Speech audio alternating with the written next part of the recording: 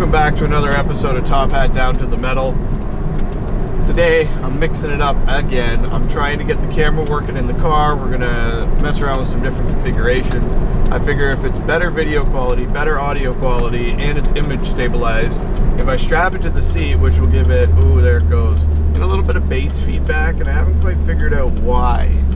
It's quite annoying, but it's just something I'm sorting through while we get everything working. So, expectation versus reality. I got told recently that I am the only person who still likes their car after 2 years of owning it. Everybody gets bored of it and everybody gets tired of it, and I haven't.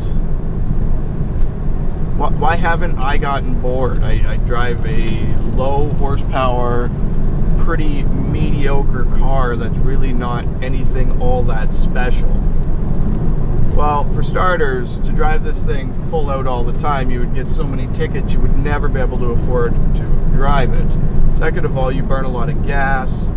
Third of all, it's just dangerous. So I have just enjoyed driving it like a normal car because, and the biggest negative about this car is always the small windows, but small windows make you feel like a rock star when you're cruising around. It's really a special experience when you're not even moving. So then when you are driving around a special car under normal circumstances, it still makes you feel special. I just haven't quite figured out why every single person told me I would get bored of it and I would want more power and I would need more and more and more and more and more, when I have been so unbelievably happy with the power. Never have I put the hammer down and it not just taken off like a rocket. This car is truly a magnificent beast. But I guess there's the expectation that this thing is just gonna, break necks when you accelerate. It doesn't. It's fast, but it's not, oh my god, it's not Tesla acceleration fast. And for those of you that have driven a Tesla, you know exactly what I'm talking about. It just, it hurts your joints, it hurts your bones, you can't breathe, it's so much going on all at once. This is not that. This is just a fast, special car. And that's kind of how I treat it. I drive it normally. It's on cruise control right now, and I add and subtract some kilometers per hour as I'm driving. And just try to be very, very relaxed with the vehicle at all times.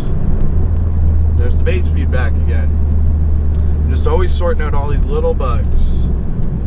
I almost wonder if the bass feedback has something to do with the muffler, because I don't know, it's like as it's downshifting and the muffler makes noise, I don't know, maybe I need to put some dynamite at the bottom and see what she does. So I find it interesting that everybody expects these to be supercars. They buy them. The reality is it's not a supercar. It's just a fast, fun car. And then all of a sudden they need more.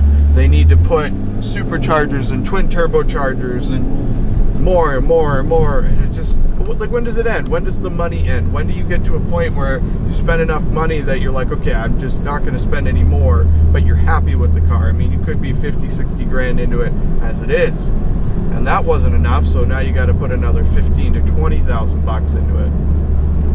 I don't know. I guess for me, I'm just not all about the speed. I'm more about the livability, the interior comfort, and the stereo, and the goddamn subwoofer that I'm going to go choke out here in a minute. Just, I get a little disappointed, I guess, with society, because we've become so much, you got to have the new iPhone, and you got to have the new Apple Watch, and you got to have the new this and the new that you buy these cars, and even that's not enough. It just makes the old ones look like they weren't even cars. They were just like,